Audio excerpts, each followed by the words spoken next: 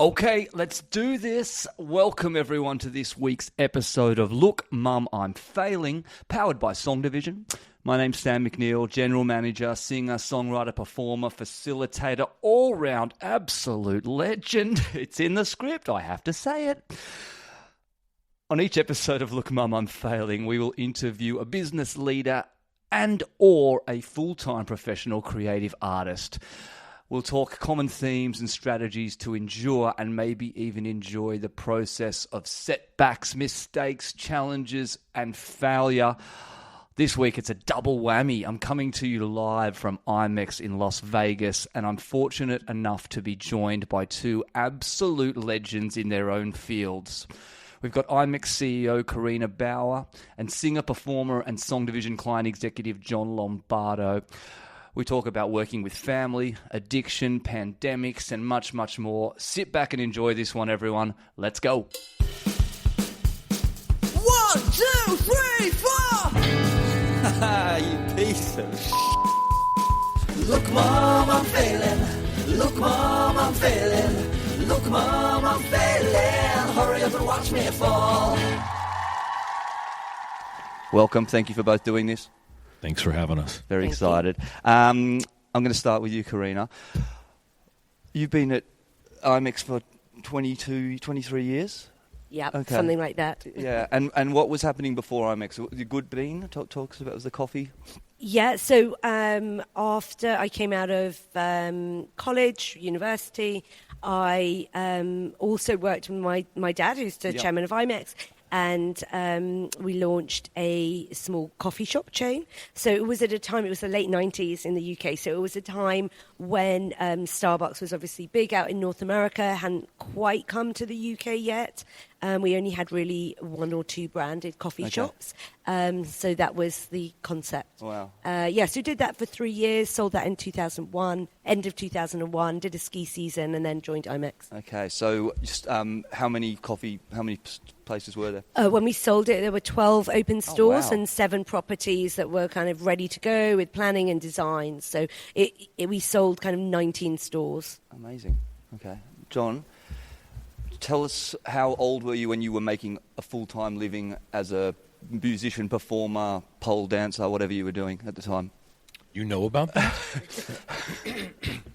I was young. I needed the money. Well, I started working as a professional musician when I was about, I stopped having a job when I was about 23. Mm-hmm. And there was a short period when I moved to Las Vegas in 1998 when I worked at Macaroni Grill. But other than that, I really have not ever had a job. I've always been either a performer or in a show or touring or songwriting or whatever it may be. Mm-hmm. Carina, coffee, Good Bean? Good Bean Coffee, yep. And then into IMEX, both with your dad? Yes, that's right. Any other family members involved in... Yes, so Good Bean Coffee, it was really family business because my mother was involved, my sister was working full time. IMEX, no, it's just been me and my dad largely. Mm-hmm. My sister has just recently got involved over the past year. Uh-huh. But prior to me joining IMEX and even Good Bean, she was actually working with my dad in prior exhibitions that he owned. Yep. So she did have a grounding in the exhibition industry, which was interesting. And when I came into the industry in the early 2000s, people would confuse me for her. And now she's getting that. So that's kind of an interesting, circular thing. Okay, and can you speak to working in a family business or with or for your father? How's that been? Pros, cons? Yeah, I think it's been, 99% positive for me. Obviously, when you're in a family business, it changes how you feel about the business, because it's very much your own. Even when you're very young and you're doing admin jobs and you're learning, you feel differently about it, I think. It took me a while to learn that. And obviously the dynamics of, for me working with my father, really it's very dependent on the personalities involved. He's been a very great person to work for, not just for me, but for the team as well. He's very empowering, so he lets you get on with things. He lets you make mistakes. And I only probably appreciate that now, looking back and seeing that, he's been very good at doing that. But yeah, it's always been easy for us to work together. And I think, in a family business, you can talk about things in a very straight way. There were kind of no politics. Yeah. And that's what makes it really valuable. You can learn much quicker. You can get things done much quicker because you can just get straight to the nub of it. You're not trying to work out how that person might feel. Cut out the HR talk. Yeah, you cut out all of that. So I think that for us, that's been very good. I guess in some families that could be explosive, but we're not very explosive people. So I think for us, that's worked really well. Okay. John, so from 23 to now, what's been the toughest period of your career, or any time where you've gone, I actually don't know if I can or want to do this anymore, be on stage, be a performer, or just not getting the work, or talk to a tough time? Probably the worst time ever in my career was simultaneously I lost my songwriting deal with Warner Chappell, and our band got dropped from not Epic Records, from Elektra Records, which is a Warner brand. And that was something that sent me into a personal and professional and emotional spiral, for sure. Yeah. I think I was 28 at the time. Yeah, that was really tough. Okay, and how did you get through it, or did you just keep going? Or mostly through the use of illegal narcotics. Okay. We jumped ahead, but okay. Well, so the way, it took me a long time to get through it. I did make a bunch of bad decisions at first and spent years sorting that stuff out. We can talk about that in detail if you would like. And then just slowly started to understand that something that I, to this day, think is very important to know is that the entertainment industry is crazy because I think more than most industries, when you are an entertainer, it becomes an identity for you. Like I'm this, I'm a lead singer, I'm the front man, whatever it may be. And I had to learn that was what I do. It's not who I am. And there could be a me separate from that. And then go into that world as I needed to, and it was helpful and healthy and good, and do it in every way that I can and be the best I can be at it, but then be able to not be that as well. So, 6 years of therapy, trauma therapy, a lot of meditation, things like that. And there were drugs involved. but so that kind of stuff. Not in a good way. I'm not advocating for that, but there was a lot of, failing that was necessary for me. Yeah. I've never thought about that, trying to separate who I am on stage to who I am off, because it can be exhausting as well, just being on all the time. Carina, failures, fuck-ups? Don't know, any fun ones for us? Or what's been the toughest period at IMEX over the past 23 years?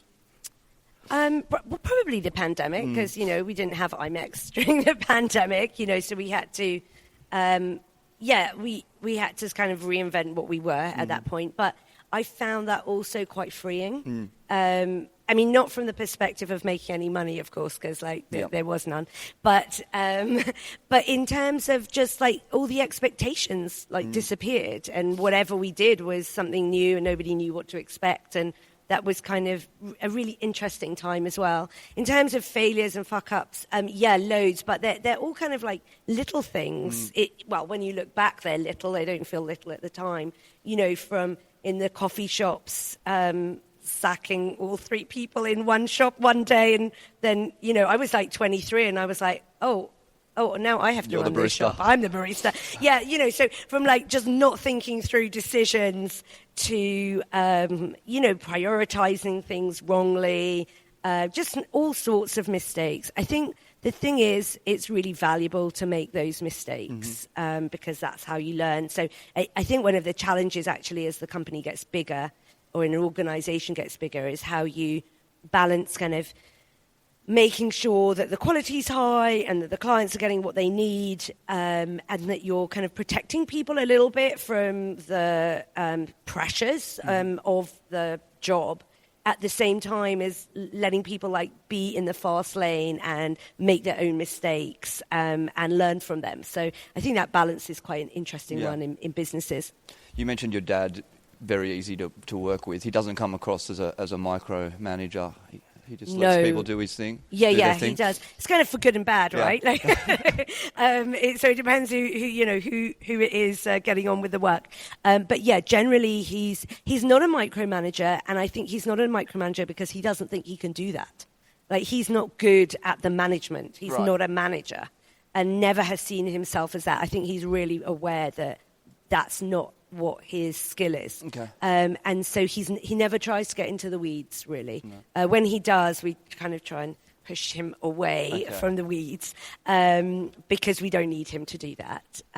But yeah, that's I think a really interesting thing, like knowing what you're good at. Yeah. And it takes a lot of people a lot of time to work that out. Yeah. And also not have that identity like wrapped up in I do this. Because I think what you were talking about was really interesting. I'm guessing as a performer, it's much more ingrained, like your identity being that showman. But I think a lot of business leaders have that as well. Like, you see that when people change jobs or lose their jobs, where they don't know who they are anymore because their identity is wrapped up in being CEO of whatever or being VP of sales, rather than thinking about who they actually are. So I think that's like probably more extreme in the entertainment business, but I'm certain that happens like right across roles and businesses. This sort of talks to that. Imposter syndrome. Question for both of you. I feel like, without generalising, women suffer from that more than men. Or that seems to be the conversation. Do you experience it? Have you? Do you? I don't know if women suffer from it more. I think talk about it more. Maybe? Yeah, maybe talk about it more. There's definitely like we talk more about like confidence issues as well. For me, I think being in a family business, I don't know whether it was part of imposter syndrome or whether it was just how I was kind of made. But I always felt like it was really important. I wanted to learn things from the ground up. And part of that was like not being entitled. I just really didn't want to be that person who came in and because my dad was owning the company, I had this position but hadn't earned it, didn't have a right to it. So definitely, I think some of I kind of found out later that some of my team saw that as me maybe having a bit of imposter syndrome, and maybe they were right. But for me, it was about that, really wanting to learn every aspect of the business so that when I was in a position of making decisions, I really understood it well. I think I've always worked really, really hard, and I've certainly been, now I'm not the youngest person in the room anymore, but for a long time I was a very young leader, and I certainly felt it then. But I always just knew I had to just step up to it until I could prove my worth in that room. Yeah. John, ever felt like an imposter or just... Yeah, my daughter told me about imposter syndrome just a few years ago, and it was the first time I'd heard of it. Okay. But I think I've had imposter syndrome my whole life. I was always drawn to the performing arts, always. But, like most people, I tried a lot of things. I'm only good at like 4 things. I'm not good at sports. I'm not good at... hell of a surfer. Mechanics. I love surfing. I love surfing. I don't know if I'm a hell of a surfer, but when you've been doing it as long as I have, you would think I would have gotten a little further. But I love it. But I never got into sports. I wasn't ever good with mechanics, administrative tasks. There's all kinds of things that a lot of people do that I've tried that I was not good at. And so there have been a lot of other things that I've wanted to do for whatever reason. I've told myself, you can't do that. You can't do that. And I don't know about you guys, but I have, I'm quite a bit older than you. As I've gone through my professional life, I've over and over and over again been consistently surprised at the people I see succeeding at things I wanted to do that, quite frankly, I feel are not as intelligent or skilled as me. But they believe they can do it. And that's like 90% of it. Belief and consistency can get you anything. It's not, I've seen so many musicians and actors succeed. They're never the smartest, most talented people. They're the ones who believe they can and they don't stop. And I think so that's where imposter syndrome, if that's what it is, has shown up for me in definitely a type of insecurity that I've had a story in my mind that wasn't true, but I listened to. Yeah. I had it very recently, Carina, actually. I don't suffer from that kind of thing a lot. I think I've always felt like I'm pretty comfortable and good at my job, and I sang at the IMEX Gala, and that was like, I obviously used to study classical voice, and that was a moment of like, I don't think I should be, I'm not right for this little opener thing, or I can't do this. And that was the most scared and nervous I've been in about 25 years. That's amazing. I guess it's when you like do something out of your comfort zone, isn't it? I mean, you know, we were talking last night, you know, I'm really used to standing up on a keynote stage, you know, speaking, doing intro, whatever. And then I went to speak to a class of like 15 teenagers.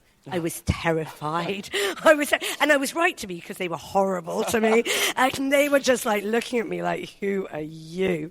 And that was the kind of thing where, it was totally outside my comfort zone. It was like an audience I didn't recognize who weren't going to give me any respect for like my name, my title, or being up on the stage. They did not care. And I was like, oh, wow, I actually am terrible at this.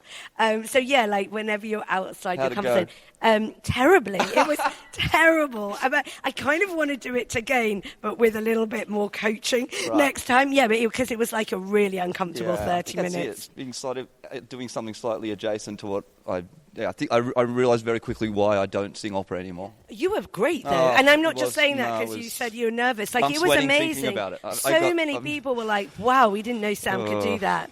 It was fantastic. I think you should do that more. No, that's every 20 years, that's fine. Are you really sweating thinking about it right now? Yeah. I had to sing Nessun Dorma at the start. Oh, wow. And it wasn't, it was okay. Beautiful but difficult song. I'm sweating thinking about it.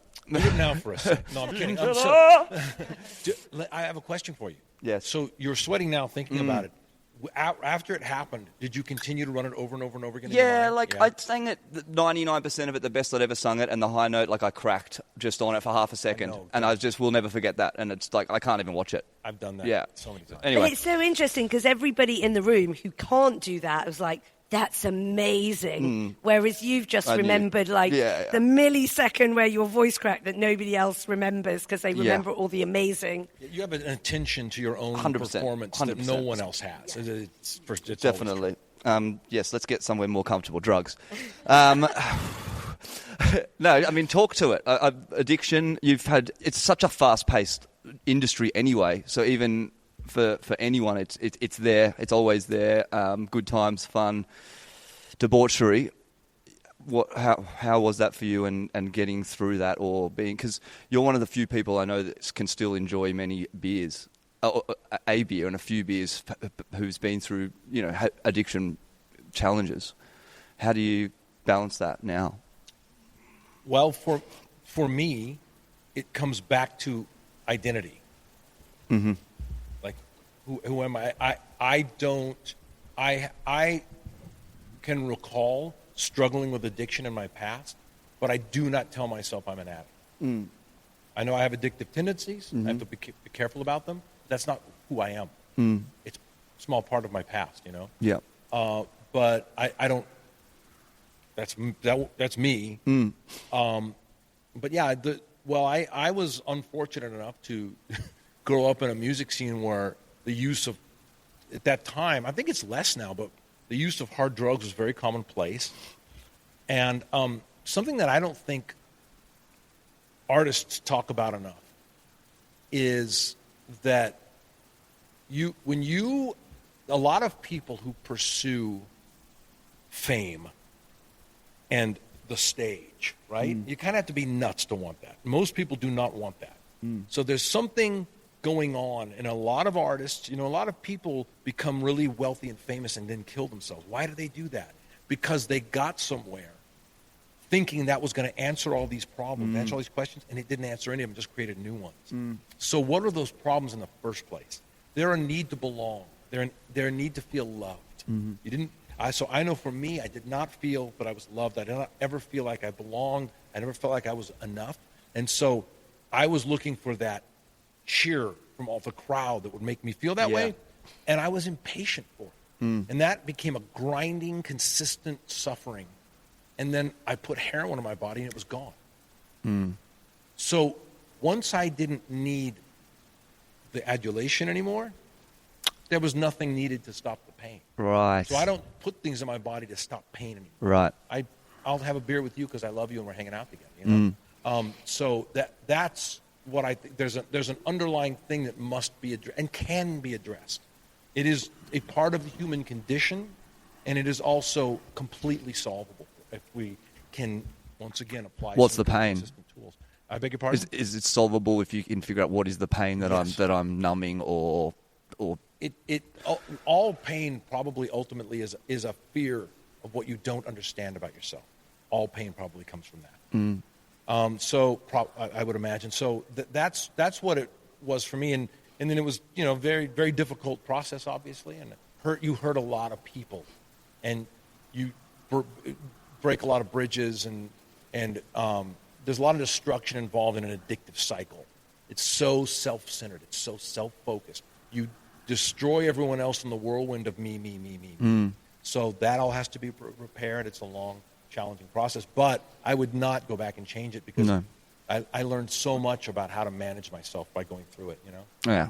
And it's failure, right? I mean, big time. Yeah, if we had more time, I'm sure there was some incredibly fun, crazy stories and times as well. But I guess the fun needs to end.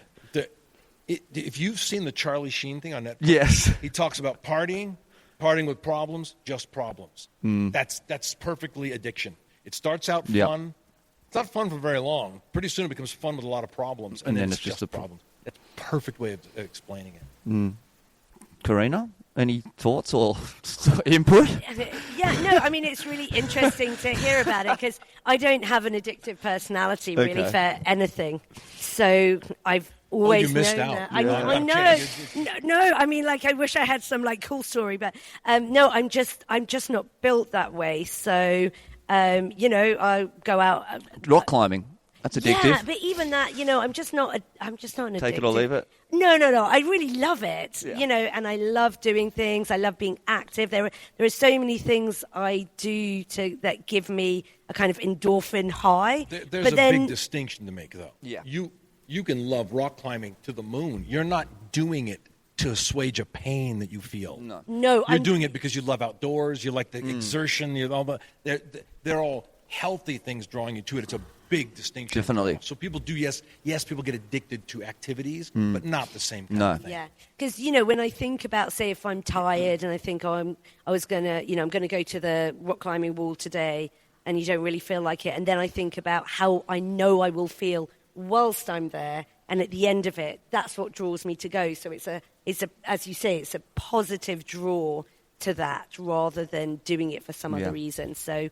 I just not built that way. So it's really interesting to actually listen to somebody who's been through that. And something I want to say, because I always feel irresponsible talking about, I was addicted to crack and heroin and now I drink and it's cool. Because some people cannot, and I respect that and never would. No. For me, I know how to know when I'm in pain. We all have pain. It's not like I'm all happy all the time. None of us are. But when I feel in pain, when I have insecurity, when I'm impatient, when I'm feeling angry, I know what else to do. So I that's important. I know how to apply and use tools. I use them every day, to take me out of that state. I just never, if I started using any kind of substance to address my pain, I'd be right back in trouble again. I'm sure of that. Yeah. So that's important to say, I think. It's very impressive because I feel like we have similar personalities in that sense. I've not lack of discipline, but addictive personalities. But I'm not addicted to anything. But I will happily have arms twisted to do all kinds of fun stuff. It's part of it too. It's not just pain. You're also a seeker of experiences. Yep. And that's what makes you a great person on stage. You're not afraid to throw yourself into the unknown. You're a seeker of experience, and that's what makes you a great performer, and that can also make you someone who goes, I'll smoke that. You know what I mean? Okay, we're going to wrap it up in a second. I'm going to throw some words, themes, cliches at you. I just want a score of between 1 and 10 of how important you actually think it is to your own success. Like words like, I'm going to start with hustle. How important is hustle? Because hustle used to be a bad thing, like hustling people, and now it's very, got to hustle. You got to go all the time, 24/7. Are we only allowed to use one? No, you can give me a score and say what you think. I think hustle, in the way I think of it, is like a 7 or 8. I think for me, it's about how you not just hustle in terms of trying to sell yourself to somebody or sell a product to somebody, but how you actually hustle for yourself, like that kind of grit, that determination, that ability to keep going and be resilient. Yeah. So if taken like that, I think like 8. Mm-hmm. I'd give it a 6, and I'll tell you why. I would use a different word for me.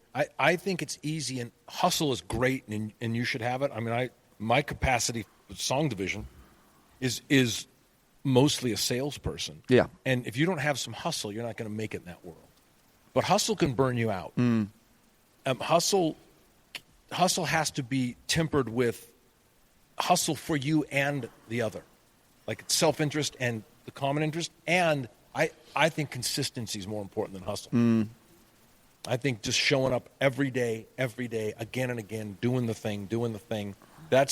I'm not good at consistency. No. That's something I really strive to hone as a skill, is consistency.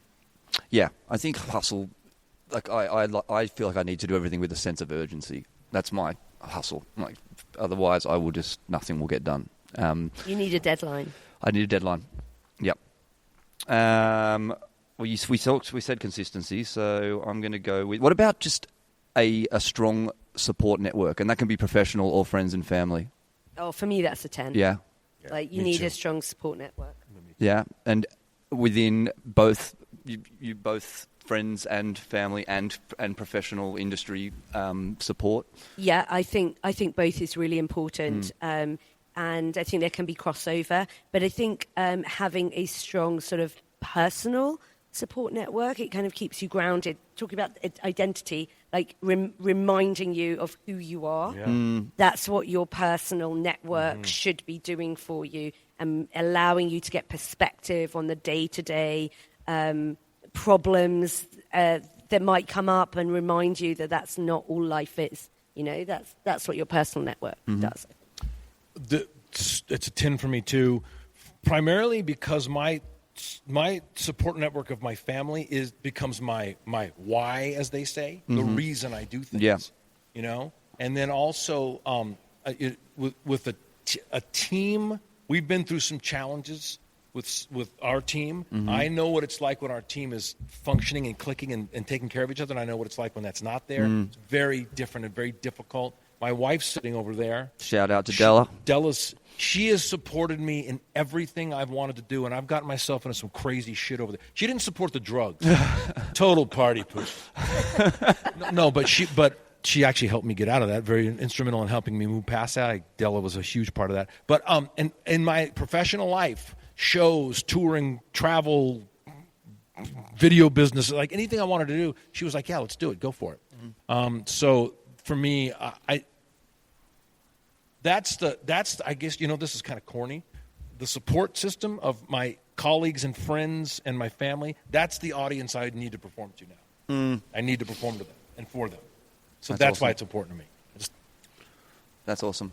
Well, I'm going to leave it there, but just to say on that topic, both of you, like John was at my wedding this year. You've become like a brother, and your support and friendship and talent is all incredibly inspiring for me. And Carina, you've never said like no to one thing that I've asked you to do, including this.